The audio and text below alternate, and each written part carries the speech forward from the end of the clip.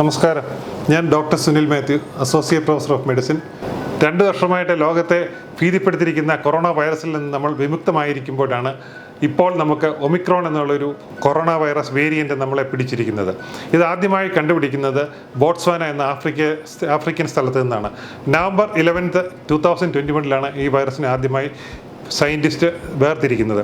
ഈ വൈറസിൻ്റെ പ്രത്യേകത എന്ന് പറഞ്ഞാൽ, നമ്മളുടെ കൊറോണ വൈറസ് നമ്മളുടെ ശരീരത്തിൽ കയറണമെന്നുണ്ടെങ്കിൽ കൊറോണ വൈറസിലുള്ള സ്പൈക്ക് പ്രോട്ടീൻ എന്ന് പറഞ്ഞ ഒരു പ്രോട്ടീൻ നമ്മളുടെ ശരീരത്തിലെ ആൻജിയോടെൻസിൻ കൺവേർട്ടിംഗ് എൻസൈം എന്ന് പറഞ്ഞ ഒരു റിസപ്റ്ററെ ഒന്ന് പിടിക്കുമ്പോഴാണ് നമ്മൾക്കിതുണ്ടാകുന്നത്. നമ്മളുടെ പ്രവർത്തനങ്ങൾ എല്ലാം ഈ വൈറസിനെ നശിപ്പിക്കുന്നതിനുള്ള പ്രവർത്തനങ്ങളെല്ലാം ഈ സാർസ് പ്രോട്ടീൻ അല്ലെങ്കിൽ സ്പൈക്ക് പ്രോട്ടീൻ നമ്മളുടെ ഈ റിസപ്റ്ററെ ഒന്ന് പിടിക്കാതിരിക്കാൻ വേണ്ടിയുള്ള ഇതിലാണ് നമ്മൾ ചെയ്തുകൊണ്ടിരുന്നത്. ഈ വൈറസ് വേരിയൻ്റ് എന്ന് പറഞ്ഞാൽ ഈ സ്പൈക്ക് പ്രോട്ടീൻ, അതായത് ഈ വൈറസ് സർവൈവ് ചെയ്യണമെന്നുണ്ടെങ്കിൽ ഈ പ്രോട്ടീനകത്തുള്ള ജനിതീയ ഘടനം വരും. ജനിതീയ ഘടനം വരുമ്പോഴത്തേക്ക് നമ്മൾ കൊടുക്കുന്ന മരുന്ന് ഒരു കാരണവശാലും ഈ സ്പൈക്ക് പ്രോട്ടീനിൽ പ്രയോജനം വരത്തില്ല. അങ്ങനെയുള്ള പ്രവർത്തനം കൊണ്ടാണ് നമ്മൾക്ക് ഈ വൈറസ് വേരിയൻ്റ് എന്ന് പറഞ്ഞാൽ പലതരത്തിലുള്ള വേരിയൻ്റ് ഉണ്ട്. ആൽഫ വൈറസ് വേരിയൻ്റ് ഉണ്ട്, ഡെൽറ്റ വൈറസ് വേരിയൻ്റ് ഉണ്ട്, ഗാമ വൈറസ് ഉണ്ട്. അപ്പം ഡെൽറ്റ വൈറസ് വേരിയൻറ്റിൻ്റെ ഒരു വേരിയൻ്റാണ് നമ്മൾക്ക് ഈ കാണുന്ന ഒമിക്രോൺ വൈറസ് എന്ന് പറയുന്നത്. ഇതിൻ്റെ പേര് B.1.159 എന്നാണ് ഇതിനെ വേർതിരിച്ച് പറഞ്ഞിരിക്കുന്നത്. എങ്ങനെയാണ് ഈ വൈറസ് ഉണ്ടായി എന്ന് ചോദിച്ചു കഴിഞ്ഞാൽ, ഈ വൈറസ് നമ്മുടെ ശരീരത്തിൽ മാത്രം കയറിയാൽ മാത്രമേ നമ്മൾക്ക് വേരിയേഷൻ ഉണ്ടാകത്തുള്ളൂ. ആർക്കൊക്കെയാണ് ഈ വൈറസ് കയറാൻ സാധ്യതയുള്ളത്? ഈ വൈറസ് നമ്മുടെ ശരീരത്തിൽ കയറിയില്ലെങ്കിൽ ഒരു കാരണവശാലും വൈറസിന് വേരിയേഷൻ ഉണ്ടാകാൻ പാടില്ല.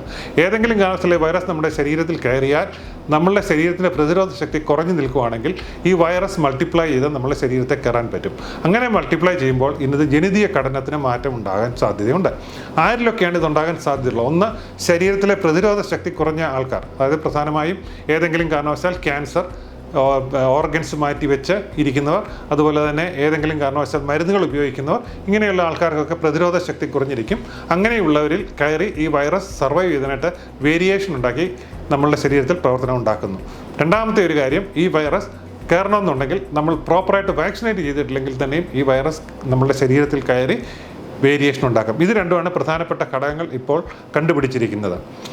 പിന്നെ ഈ വൈറസ് നമ്മുടെ ശരീരത്തിൽ കയറിയാൽ എന്തെല്ലാമാണ് ഉണ്ടാകുന്നു എന്ന് നമ്മൾക്ക് നോക്കാം. ഏറ്റവും പ്രധാനമായിട്ട് നമ്മളുടെ കൊറോണ വൈറസിൽ നമുക്ക് ഉണ്ടാകുന്ന പ്രയാസം മണമില്ലാതെ ഇരിക്കുക, രുചിയില്ലാതെ ഇരിക്കുക.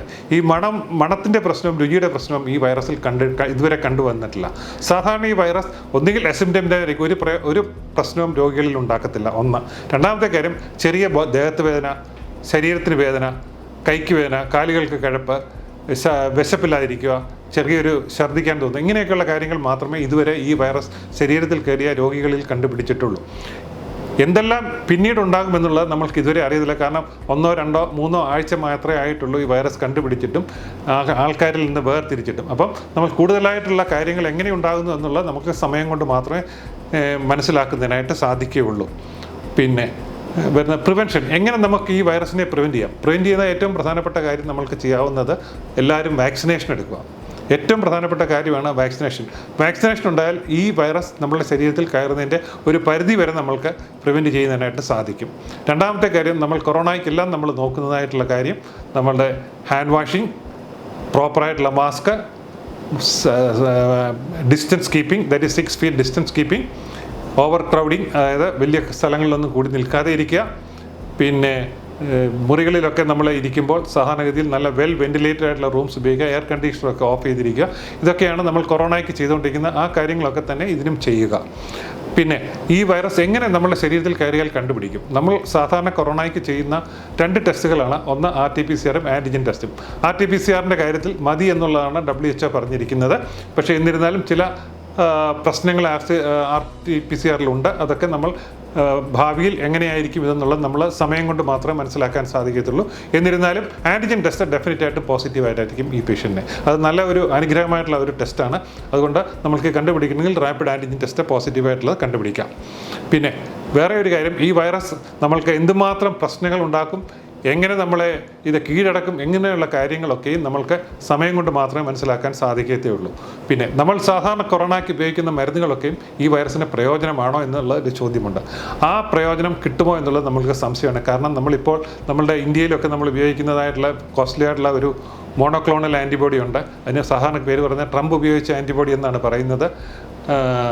അത് കോക്ടെയിൽ എന്നാണ് അതിന് പറയപ്പെടുന്നത്. ആ ആൻറ്റിബോഡി അല്ലെങ്കിൽ ആ മരുന്ന് ചിലപ്പോൾ നമ്മളുടെ ഈ പുതിയ വൈറസിന് പ്രയോജനമായിട്ട് വരത്തില്ല. കാരണം അത് പ്രധാനമായിട്ടും സ്പൈക്ക് പ്രോട്ടീൻ ചെന്ന്, ഞാൻ ഈ നേരത്തെ പറഞ്ഞ സ്പൈക്ക് പ്രോട്ടീൻ തന്നെ നമ്മളുടെ റിസപ്റ്ററെ കയറി പിടിക്കുന്നതാണ്. ആ ഒരു പ്രവർത്തനം ചിലപ്പം ഈ ആൻറ്റിബോഡി ഈ വൈറസിന് കിട്ടത്തില്ല. അതുകൊണ്ട് അത് പ്രയോജനമില്ലാതെ വരും. എന്നിരുന്നാൽ തന്നെ വൈറസ് മൾട്ടിപ്ലൈ ചെയ്യാതിരിക്കാനുള്ള ചില മരുന്നുകളുണ്ട്, പ്രത്യേകിച്ച് മെർക്ക് ഉപയോഗിച്ചിരിക്കുന്ന antiviral drugs that will be effective എന്നുള്ളതാണ് സയൻറ്റിസ്റ്റ് പറയുന്നത്. പിന്നത്തെയുള്ള കാര്യം എന്ന് പറഞ്ഞാൽ ഇത് എന്തുമാത്രം പ്രശ്നങ്ങളാണ് ഉണ്ടാക്കുന്നത്, ഏത് വിധത്തിലാണ് പ്രശ്നങ്ങൾ ഉണ്ടാക്കുന്നത്, നമ്മുടെ ശ്വാസകോശത്തെ ബാധിക്കുമോ, നമ്മുടെ ബ്ലഡ് വെസൽസ് ബാധിക്കുമോ, അതൊന്നും നമ്മൾക്കിപ്പോൾ പറയാനൊക്കത്തില്ല. കാരണം ഒരു ഷോർട്ട് പീരീഡ് മാത്രമേ ആയിട്ടുള്ളൂ ഈ വൈറസ് നമ്മളുടെ ശരീരത്തിൽ ഉണ്ടാക്കിയിട്ടുള്ളത്. പിന്നെ ഈ വൈറസിനെ കുറിച്ച് നമ്മൾ ഇത്രയൊക്കെ കേട്ട് കഴിഞ്ഞാൽ തന്നെ നിങ്ങൾക്കൊരു ഭീതി ഉണ്ടാകും. പക്ഷേ ഭീതിയൊന്നും വേണ്ട, ആശങ്ക വേണ്ട, കരുതൽ മാത്രം മതി.